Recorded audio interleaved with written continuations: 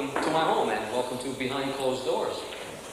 And may I just add that one should never put this on a pool table, but being that I own it, I'll do whatever I want to.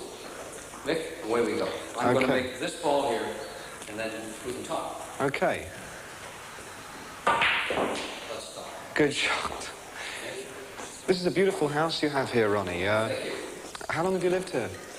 I've been here now for about 5 years. Mm-hmm. The home is 8 years old. It looks a bit older than that. I think the furnishings have something to do with it. The furnishings are quite a bit older.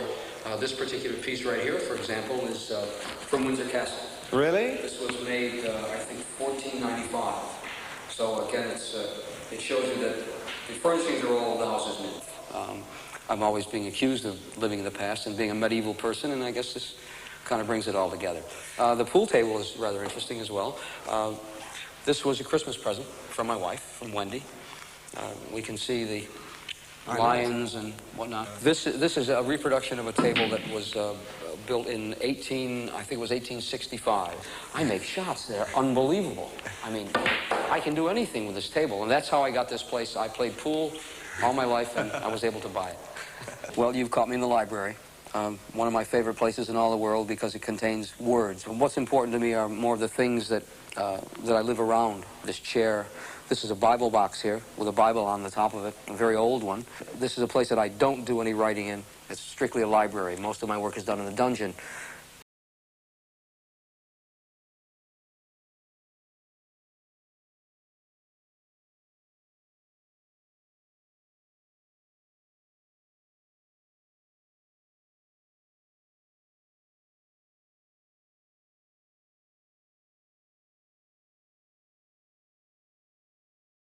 Well, here we are in the dining room, as you can see. The table at which I eat my most favorite meal in all the world, which is Indian food. Curry from old Imperial Britain, I think that was.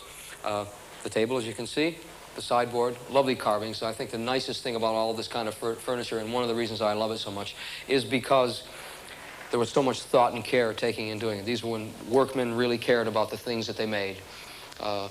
It makes me feel that perhaps we can get back to that era someday. I think I care enough about the music. I know how much these people cared about what they made. Maybe when you put the two together, it all spells D.I.O. I don't know. You know I don't play piano. I'm a singer. Let's go to the bar. It's my favorite place anyway. This looks like a well-used bar. I mean, obviously, you've had a lot of elbows resting on this at one time or another. Well, you know, I should perhaps mention some of the other people in the band as well. And, you know, when we talk about the bar, that, of course, brings to mind, you know... Our friend? My mate Jimmy Bain, yeah. Now, Jimmy's not only a great friend and a great musician, but he's a Scot as well. He's a good Scotsman. And he tested this bar for me before I bought it. He put the elbow here, leaned on it, and he said, I pronounce this bar fit to drink at. And so from that moment on, we've had a lot of parties here. As Ronnie said earlier, we're not big on big formal dinners or so on, but the bar is full of people most of the time. We never started with this. Why should we think that this should last forever? I was just as happy, and I'm sure Wendy was just as happy before, struggling and being happy together.